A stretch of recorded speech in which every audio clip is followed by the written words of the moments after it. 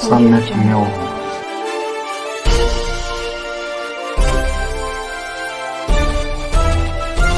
Sannetinho. NEET 2023 मध्ये महाराष्ट्राचा महाब्रँड IIBचा महानिकाल 720 पैकी 705 गुण घेणारे 3 विद्यार्थी, फिजिक्स मध्ये 6, केमिस्ट्री मध्ये 2, बायोलॉजी मध्ये 6 विद्यार्थ्यांना पैकीच्या पैकी गुण. अभिमान IIB. Phoenix multispeciality hospital and critical care centre, Shivajinagar, Nanded. जय भीम. मी हंसिनी. सम्यक न्यूज लाईव्हच्या विशेष बातमीपत्रात आपलं स्वागत आहे. ठळक बातम्या पुढील प्रमाणे.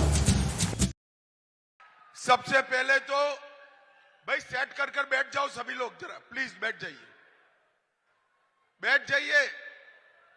यहीं रहकर मैं बोलने वाला हूं, बैठ जाइए. वो व्हाइट शर्ट बैठ जाओ जरा. सबसे पहले अभी अभी गुड़ी पड़वा गया है. नए साल की मैं आप सभी को बहुत बहुत शुभकामनाएं और बधाई देना चाहता हूं.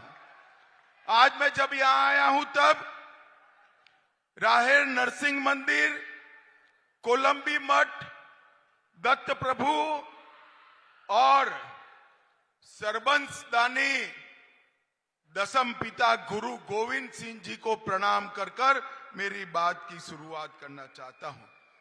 आज महात्मा ज्योतिराव की जन्मतिथि है. महात्मा ज्योतिराव ने इस देश में सामाजिक क्रांति लाने में बहुत बड़ी भूमिका अदा की है. आज इस अवसर पर दोनों ज्योतिराव और सावित्रीबाई दोनों को प्रणाम कर मेरे बात की शुरुआत करना चाहता हूं. भाई और बहनों, थोड़ा मौसम बिगड़ गया है.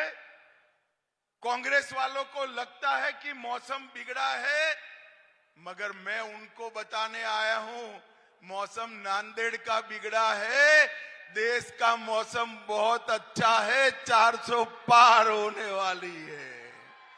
आज की सभा देखकर शायद ही किसी के मन में ये शंका बच जाएगी कि प्रतापराव चिखलीकर प्रचंड मतों से रिकॉर्ड तोड़कर जीतने वाले हैं. भाई और बहनों, ये जो चुनाव है, ये चुनाव नरेंद्र मोदी जी को प्रधानमंत्री बनाने का चुनाव है. नांदेड़ वालों, आपका एक एक प्रतापराव को दिया हुआ वोट सिर्फ नांदेड़ में प्रतापराव को नहीं जिताएगा, दिल्ली में मोदी जी को तीसरी बार प्रधानमंत्री बनाएगा. मोदी जी ने ये 2 टर्म के अंदर देश को सुरक्षित किया है, देश को समृद्ध किया है. हमारा अर्थव्यवस्था 11वें नंबर पर छोड़कर मनमोहन सिंह गए थे. 11वें नंबर से मोदी जी 5वें नंबर पर लाए हैं. तीसरी बार प्रधानमंत्री बना दो, हम संसार का तीसरे नंबर का अर्थव्यवस्था बन जाएंगे. इसका मोदी का गारंटी है. भाई और बहनों, हमारे सामने जो चुनाव लड़े राहुल जी के नेतृत्व में, ये सारे लोग यहां पर महाराष्ट्र में 3 पार्टियां इकट्ठा हुई है. एक नकली शिवसेना, एक नकली राष्ट्रवादी और एक आधी बची हुई कांग्रेस पार्टी. अब ये हमारे यहां तो गुजरात में कहावत है, 3 तिगड़ा काम बिगड़ा. मैं आपको बताने आया हूं भाई और बहनों, उद्धव जी की शिवसेना आधी रह गई, शरद राव की एनसीपी आधी रह गई. ये तो 2 आधे थे ही, ये दोनों ने मिलकर कांग्रेस को भी आधा कर दिया, आधा करने का काम कर दिया. अब मुझे बताओ, ये 3 आधे मिलकर महाराष्ट्र का भला कर सकते हैं क्या? जरा जोर से बोलिए, कर सकते हैं क्या? एक ऐसी ऑटो रिक्शा है जिसके 3 पहिए हैं, मगर गवर्नर एम्बेसडर का है, गियर बॉक्स फियाट का है, और उसका बाकी का इंजन मर्सिडीज का है। ये ऑटो रिक्शा का कहीं पर भी कोई दिशा तय नहीं हो सकता। इसका भविष्य बहुत स्पष्ट है। ये चुनाव के बाद आपसी मतभेद से ये सभी लोग टूटने वाले हैं भाई और बहनों। और दूसरी ओर मोदी जी के नेतृत्व में देशभक्तों की टोली जैसा एनडीए का कुनबा बैठा है। मैं आज नांदेड़ वालों को पूछना चाहता हूं, ये कश्मीर जो है नांदेड़ वालों हमारा है या नहीं है? जरा जोर से बोलो तो, सभी लोग बोलो है या नहीं है? एक खड़गे जी कहते हैं कि राजस्थान और महाराष्ट्र का कश्मीर से क्या लेन देन है। अरे खड़गे साहब, नांदेड़ का बच्चा बच्चा कश्मीर के लिए लड़ाई करने के लिए तैयार है। भाई और बहनों मुझे बताओ, ये धारा 370 हटनी चाहिए थी या नहीं हटनी चाहिए थी? जोर से बोलो, हटनी चाहिए थी या नहीं हटनी चाहिए थी? कांग्रेस पार्टी 70 साल से धारा 370 को एक अनोरस बच्चे की तरह संभाल कर रखी थी। मोदी जी ने धारा 370 को 5 अगस्त 2019 को खत्म कर हमेशा के लिए कश्मीर को भारत का हिस्सा बनाने का काम नरेंद्र मोदी जी ने किया है। 10 साल तक ये सरकार चली, सोनिया मनमोहन की सरकार चली। आए दिन पाकिस्तान से आलिया मालिया जमालिया आते थे, बम धमाके करते थे और चले जाते थे। एक शब्द मनमोहन सिंह के मुंह से नहीं निकलता था। 2014 में आपने मोदी जी को प्रधानमंत्री बनाया। मोदी जी ने कश्मीर को अलग नजरिए से देखने का सर, उनके समय में भी पुलवामा और उरी हुआ, मगर 10 ही दिन में मोदी जी ने सर्जिकल स्ट्राइक और एयर स्ट्राइक कर पाकिस्तान के घर में घुसकर आतंकवादियों का सफाया करने का काम नरेंद्र मोदी जी ने किया। नरेंद्र मोदी जी ने पूरी दुनिया में एक संदेश भेजा है कि हमारे देश की सेना और हमारे देश की सीमा, उसके साथ छेड़खानी नहीं करते वरना जवाब सहन करना पड़ता है। ये बात नरेंद्र मोदी जी ने की। ये हमारे महाराष्ट्र के यहां से थोड़े दूर तक कभी नक्सलवाद फैला हुआ था। मोदी जी के 10 साल में महाराष्ट्र, बिहार, झारखंड, ओडिशा, तेलंगाना और आंध्र प्रदेश, ये सभी राज्यों से नक्सलवाद को उखाड़ कर फेंकने का काम ये भारतीय जनता पार्टी की सरकार ने किया। मुझे नांदेड़ वालों बताओ जरा, राम मंदिर बनना चाहिए था या नहीं बनना चाहिए था? जोर से बोलो जरा, बनना चाहिए था या नहीं बनना चाहिए था? 70 साल से एक कांग्रेस पार्टी राम मंदिर को अटका कर बैठी थी। नरेंद्र मोदी जी ने 1924 के बीच में 5 ही साल में जजमेंट भी आया, भूमि पूजन भी हुआ और 22 जनवरी को रामलल्ला का प्राण प्रतिष्ठा भी करने का काम समाप्त हो गया। और 500 साल के बाद पहली बार रामलल्ला 17 तारीख को रामनवमी के दिन अपना बर्थडे भव्य मंदिर में बनाएंगे, टेंट में नहीं बनाएंगे। और कांग्रेस पार्टी, आपने तो बनाया नहीं, ये तो मैं समझ सकता हूं, आपको अपनी वोट बैंक का डर है, परंतु जब आपको निमंत्रण मिला रामलल्ला के प्राण प्रतिष्ठा का, आप वहां पर भी नहीं गए और जो लोग जाना चाहते थे उनको कांग्रेस पार्टी से निकालने का काम एक कांग्रेस पार्टी ने किया है।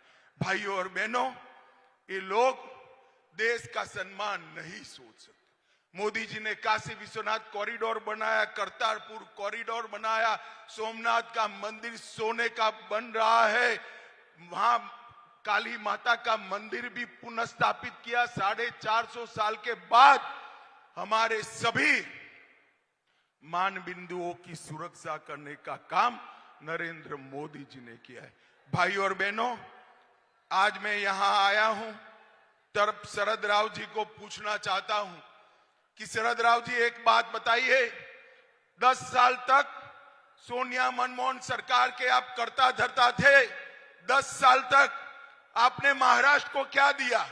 नांदेड़ वालों, हिसाब मांगना चाहिए या नहीं मांगना चाहिए? जरा जोर से बोलो, मांगना चाहिए नहीं मांगना चाहिए? उनको देना चाहिए या नहीं देना चाहिए? वो नहीं देंगे, मगर मैं आज देकर जाता हूं। 10 साल में उन्होंने महाराष्ट्र को 1,91,000 करोड़ रुपया दिया था और 1,91,000 करोड़ के सामने नरेंद्र मोदी जी के 10 साल में 7,15,000 करोड़ रुपया महाराष्ट्र को देने का काम नरेंद्र मोदी जी ने किया है। इसके अलावा इंफ्रास्ट्रक्चर के विकास के लिए 3,90,000 करोड़ अलग से दिया, 75,000 करोड़ रुपया नेशनल हाईवे के लिए, 2,10,000 करोड़ रुपया रेलवे के लिए, 4,000 करोड़ रुपया एयरपोर्ट के लिए और 1,00,000 करोड़ रुपया स्पेशल इंफ्रास्ट्रक्चर प्रोजेक्ट के लिए देने का काम नरेंद्र मोदी जी ने किया है।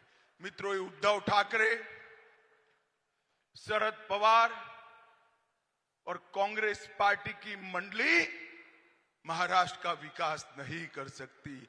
महाराष्ट्र का विकास नरेंद्र मोदी जी, एकनाथ शिंदे जी और देवेंद्र फडणवीस ही कर सकते हैं और कोई नहीं कर सकता। भाइयों और बहनों, नरेंद्र मोदी जी ने इस 10 साल के अंदर ढेर सारे गरीब कल्याण के काम किए हैं। गरीबों के लिए सिर्फ और सिर्फ महाराष्ट्र में 1,16,00,000 किसानों को किसान सम्मान निधि देने का काम किया। 1,20,00,000 घरों में नल से जल पहुंचाया।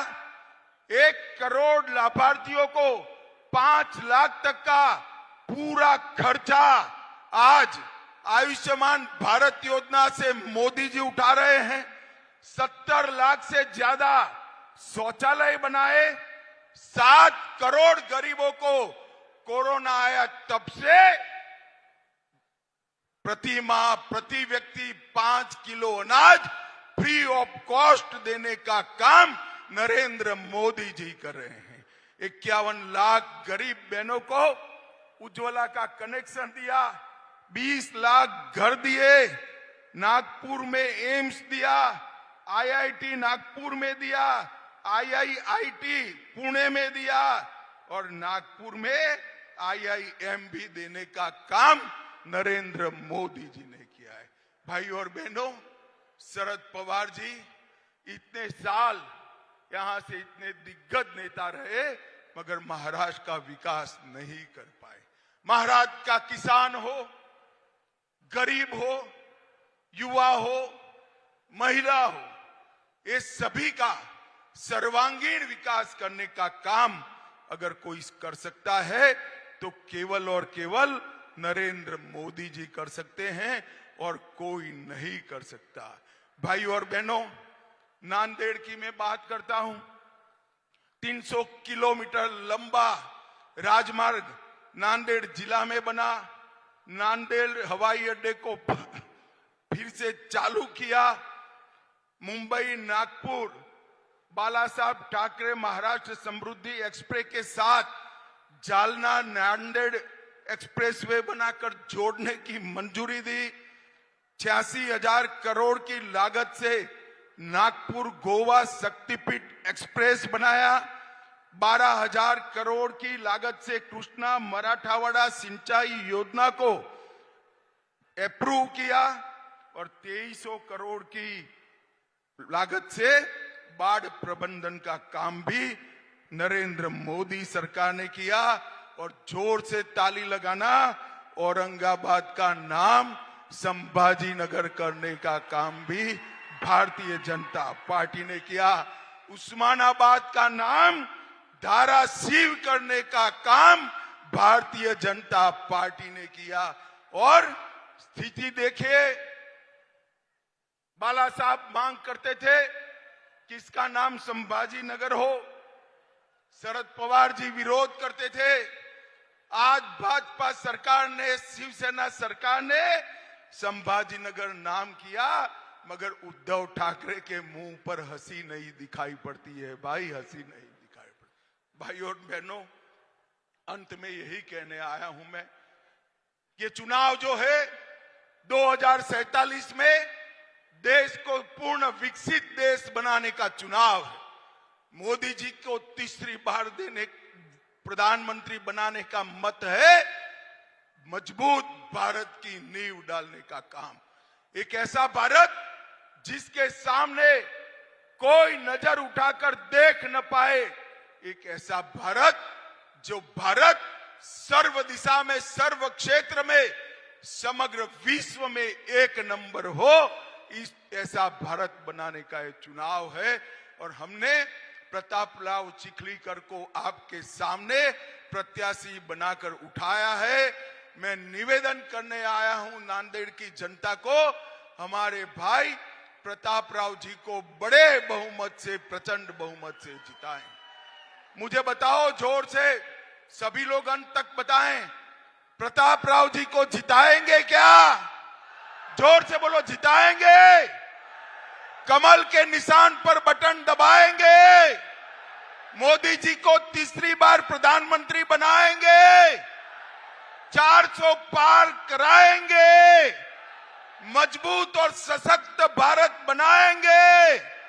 तो मेरे साथ दोनों हाथ उठाकर बोलिए, दोनों हाथ उठाइए, मुट्ठी भींचिए और प्रचंड आवाज से बोलिए, भारत माता की, भारत माता की जय। पाहत रहा सम्यक न्यूज लाईव्ह। बातमी पाहण्यासाठी यूट्यूबवर सबस्क्राईब करा,